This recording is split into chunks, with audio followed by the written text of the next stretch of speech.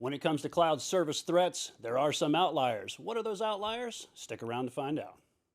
You're watching IT Pro TV.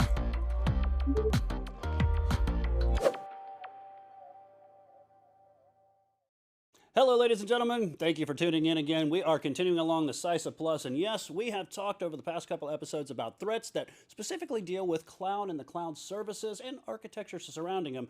But I can tell you there's more that we got to talk about, some things that maybe sit on the fringe of cloud service threats. We're going to talk about things like function as a service. Dan, help us out with that. Yeah, let's jump right in with the good one, right? Function as a service. This is really cool, or fast. Also can be referred to as serverless architecture, or I've seen it as something else, but basically serverless architecture is one of the definitely a way to go with that. But what do we mean by that? You might not be familiar with this. It is more of a newer or prevailing technology that's starting to become more commonplace, but still, in my experience, it's still a bit of an esoteric thing. But it's really cool. Basically, what I'm saying is, instead of having to build a server, manage the operating system, put all the technologies that I'm going to need to create functions, right? I'm talking programmatic functions. I need you to do X, reach into this function, that function does X, okay? I would need to build that server. I would need to support the technologies, operating system, and so on and so forth. Whereas with function as a service, what I can do is just say, here's the code for that function. I'm going to put that in Amazon. I'm going to put that in Google. I'm going to put that here. I'm going to put that there. And when I need it, when I call that as a function, those cloud providers will spin up the infrastructure necessary, push that code onto it, make it available for your application to actually use it. It'll use it and then stop, right? So you're only paying for each, probably some storage because you're keeping that on or housing that information on their servers, but you're only paying for the use of the infrastructure as it's needed. So it can save you a ton of money. It can save you a lot of time and effort when it comes to management. So it's really nice. But as everything, as we've been talking about over and over and over again, everything has their threats associated with that. So let's talk about those. As I said, this is a bit of a newer technology, something that is starting to become more and more prevalent, but it's still, I would say, I wouldn't say in its infancy, but you don't see it as much as we will as it becomes more and more common. So it's got immature security around it. We're still figuring out ways to secure this up and do it correctly and create products and procedures, controls to wrap around that stuff. So you might find yourself with a lack of resources to help it keep it secure. So just keep that in mind. Customers at the mercy of the CSP's uptime. If you find a lax, and everybody goes through this from time to time. We've encountered that trying to create content here at IT Pro TV. You go to do a cloud show, and it's like, let's do some Azure stuff today. Oh, Azure's down in our area. We can't access Azure, right? So we were at the mercy of the CSP. You might find yourself in the same predicament when it comes to FAS. So it's just, again, part and parcel of the game when you're using cloud. You got to keep that in mind. Make sure if you need some critical functionality, that your service level will accommodate what you need out of it. And yeah, it's probably going to cost you a little bit more money, but ultimately in the long run, hopefully that works itself out monetarily, the juice being worth the squeeze, as it were. All right, compromised clients. So this is where it really starts to get into the security, something we can actually do something about. Because you're going to have a client machine that accesses this service to push functions. Okay, I want to create a function that does X, Y, or Z. Well, the developers are probably mostly the ones that are doing that, maybe some DevSecOps or whatever. But the developers are creating those functions, pushing them into your cloud service, and then there it sits. Now imagine if their host that they use was compromised, maybe through a targeted attack, something to that effect, and now they have access into your FAS. I can push, as a threat actor, push any function I want to do whatever I want because I have that access through those systems. So those systems are very important for us to make sure that they are hardened, make sure they are as fully hardened as they can possibly be, and no non-essential software or usage of those machines. So basically you want to create some systems that are designed and specifically for working with your FAS environments. Another thing will be, don't forget that these are devices that can access the code that you're running with. So I almost think of it as like a supply chain attack in that way, where if I was able to gain access to that as a threat actor, I could inject certain little functionality that would be beneficial for me. So the code itself is very important that we keep our eyes on, and the services that we are calling. So make sure that the services are as robust security-wise as humanly possible. But there you go. That's FAS and infrastructure and some of the threats associated with them to get you up to date and ready for the exam.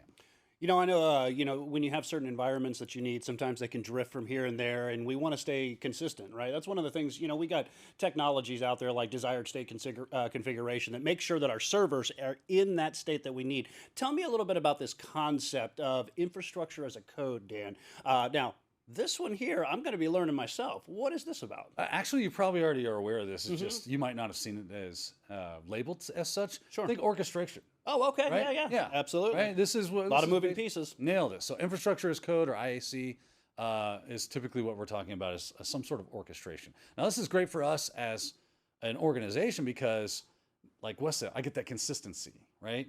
And that's what we're looking for. We don't want those snowflake systems running around. We're trying to avoid that. And by snowflake system, I mean something that is configured in a way that's outside of what we would like it to be because of a mistake or, God forbid, a insider threat has come in and done something to it. But typically this is going to be done through mistakes or one-offs, right? We're trying to avoid those one-offs. I want a standardized way. Orchestration allows us to do that, to spin up machines or create services or do whatever in a way that is consistent across the board. We're looking for what they call, if I can say this, idempotency. That's our idempotency, which means that if I do the same thing in the same way with the same pieces, I should get the same result. And I want that across the board in my organization. That way I know exactly what I should be getting. If I get something that's off of that, we need to fix it. So that's what we're looking at when it comes to infrastructure as code. And again, I've already kind of let the cat out of the bag as far as the threats that go against this. This is going to be human error. If I am an admin, I can be the greatest admin on earth. I'm still going to make mistakes from time to time. Just part and parcel of being a human. But we want to avoid that. And using orchestration, programming, and doing things programmatically is always, that has been why we do a lot of that, is so that we can avoid repetitive tasks being botched because we made a mistake because it's becoming boring and repetitive. And my brain starts to wander. I can get away from that because now the machine just does it for me. I set it up one time. I say, if I need this, do it. So we can avoid those human errors. But that is a threat to that infrastructure as code. And of course, those insider threats, unfortunately, they do happen. You might think, oh, that seems like such a far. Nope.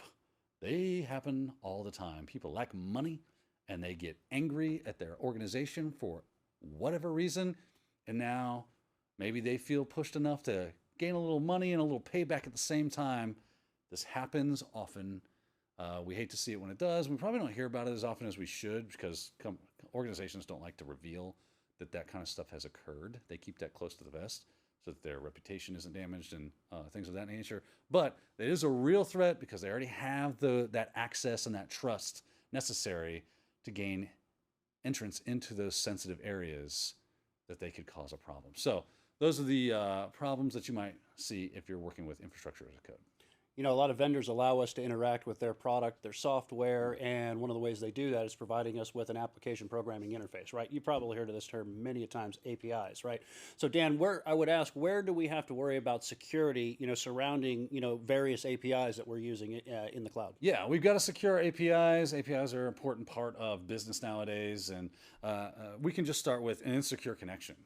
If I am using API and it's sending information, or the API is going across an unsecure connection, someone could reach out and grab it. Now they have the API. That's a bad thing sometimes, right? So you got to be aware of that. Always try to pass API information over a secure connection. Okay, because of that, it could make you susceptible to something like a man-in-the-middle attack, where I'm sitting in the middle, I've grabbed your API, and now I can make calls as a legitimate user and then you're going to send me the information that I'm looking for, maybe not necessarily what they're looking for. Okay, so and man-in-the-middle attacks are something you got to be on the lookout for because of that insecure connectivity. Injection attacks, I can inject code or I can inject commands through the API. I can also DOS, big deal, right? Denial of service. If I do a lot of API calls against your system, and when I say a lot, I mean like a lot, then your system can get overwhelmed with trying to service those API calls. And unfortunately, it could cause a DOS of that system. Now, you can mitigate that a bit with some like rate limiting or throttling. So if you have an API, you might want to look into that as far as like some mitigation against those types of DOS attacks that could be leveraged against your environments. Other things, debugging and errors that arise. I mean, we all deal with this, right? You got a cool application, or maybe you're working with an application, and when you're building it, you need all that information. Anytime something goes wrong, you need information about what happened. And this is where we go, where I feel like we're spinning around the circle yet again, because it's something we constantly have to reiterate, because we forget that if what I'm doing during the development cycle gets pushed out into the production cycle, well, then that could be a problem.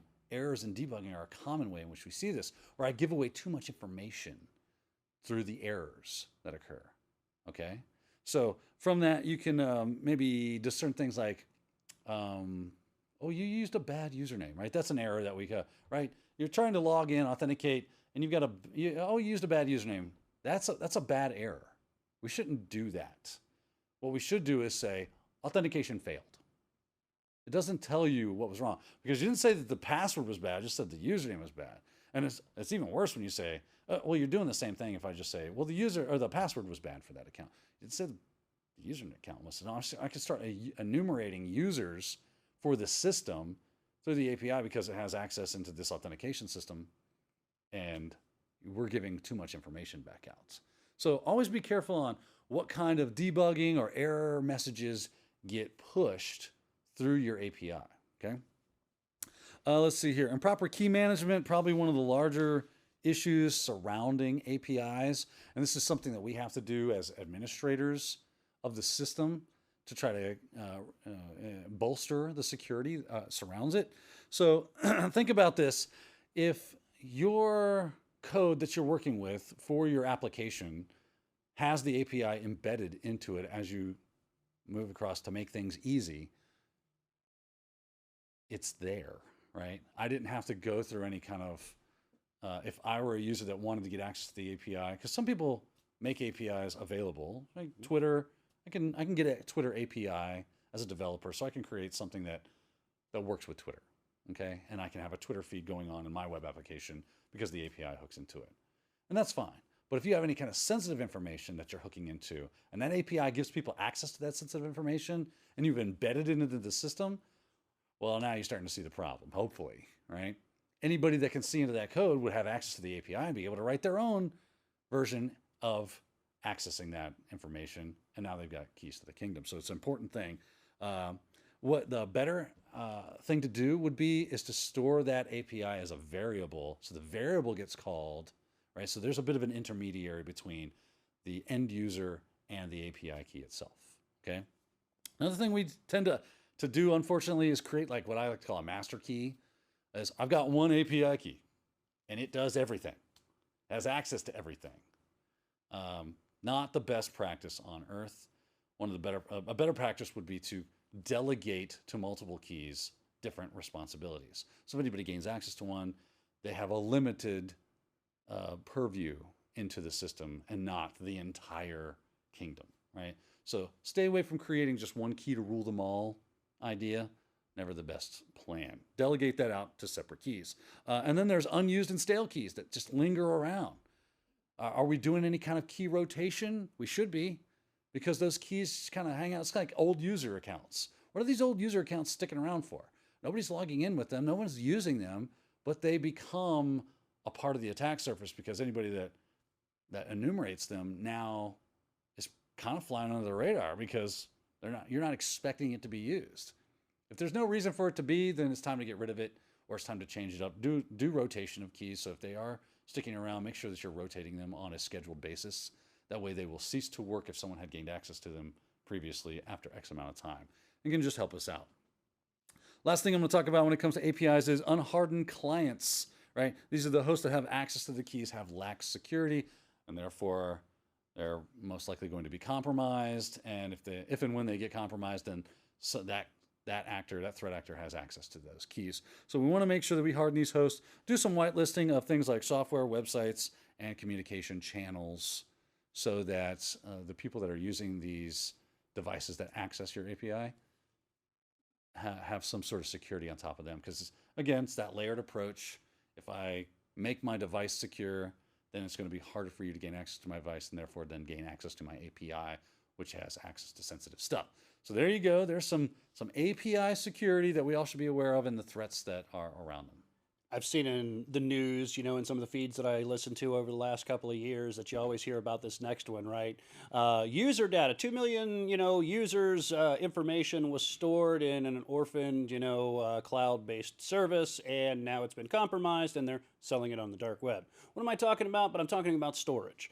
And it's important that we make sure that the storage that we use inside of the cloud is secure. Dan, tell me some of the things that I need to keep in mind. Yeah, man, I love seeing those headlines that say S3 bucket was open to the world. And That's right. Somebody just looked at it. And thank goodness the one that I read was actually a company that was doing threat intelligence. They weren't the bad guys or gals, if you will. They discovered their own problem. Hey, we might need to let you know this. Yeah. Somebody needs to do something about it. Yeah, that's super helpful. I love the security community because we are kind of a let's help each other out kind of people. And I like that. And that was this situation. Yeah, and that's great. The last thing you want to see is threat actor finds PII in open S3 bucket.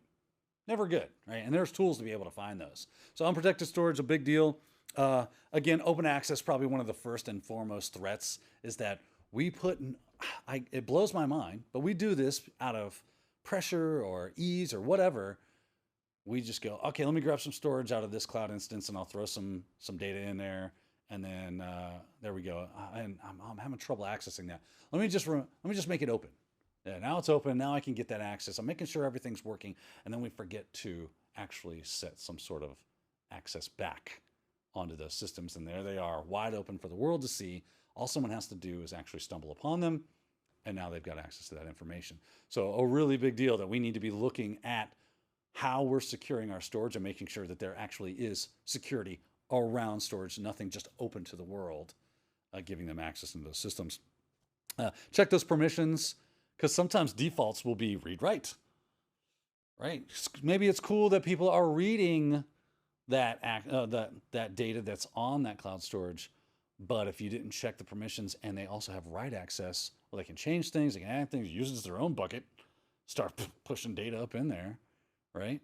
Don't want that. So check those permissions on the data itself to make sure that it's not read-write permissions on those things. Misconfigured origin settings. This is another big deal. So with the cross-origin resource sharing policies that we use, so if you've got cloud storage and maybe you need to have your clients access that, obviously that's why you set it up. But a lot of times you'll be giving access through a CDN, right? And because of those cross-origin policies, I can say, well, trust that CDN. If it comes from here, that's fine. But a lot of times we don't set up those course policies correctly, and we tend to remove security and make it even easier for people to fake where they came from and therefore get access into that system. So we have to be really careful as we set up our course policies to be as secure as possible. You got to be on the lookout for those types of attacks where I could possibly gain access to that storage system through those lax policies because I'm trying to give more unbridled access through my CDN network. So be aware of those. And don't forget logging and monitoring. It's always a good idea. I'm going to throw that on the pile. If you have logging and monitoring systems in your cloud solutions, you should be using them. They're there for you. Avail yourself of them. It's great products because they're going to help you know when something goes wrong. They're going to help you know if everything's going right. If you're not logging and monitoring, you're just asking for a problem. So set up those alerts. Because we do insufficient logging and monitoring, things go undetected for way too long. I think the average is something like 175 days or something. Yeah. Average data is something in the hundred somethings. I think it kind of shifts around depending on the source you look at. But, 6 months we're looking at here, 3 to 6 months. Do you want a threat actor lurking around inside of your organization for 3 to 6 months? I don't. I know if you're logging and monitoring, there's a good possibility that you would actually detect that the attack was even occurring. Maybe you catch it as it's happening and you shut it off. Or that we pick up some weirdness through checking logs and doing that. So we don't want that. We want to make sure that we always have the ability to access our stuff and that we see a problem as it occurs. So logging and monitoring, make sure that you're doing that, because when you're not doing that, that's basically creating a threat to your cloud service. So there you go, Wes. There's some other cloud services that we might need to be familiarized with and the threats that surround them. Sure, some of those outlying, things that are in the bucket that we still need to make sure that we are monitoring and watching. So remember just some of the concepts that we've talked about, things like function as a service, otherwise known as serverless architecture, infrastructure as a code. We talked about APIs and paying attention to the security of those too. Key management is so important, so do it properly, as well as things like unprotected storage. And then finally, just having your eyes on what's going on in that infrastructure. We got a lot more to come in the CySA Plus, but we don't have enough time in this episode. We hope you've enjoyed it, and we hope to see you soon. Thank you for watching IT Pro TV.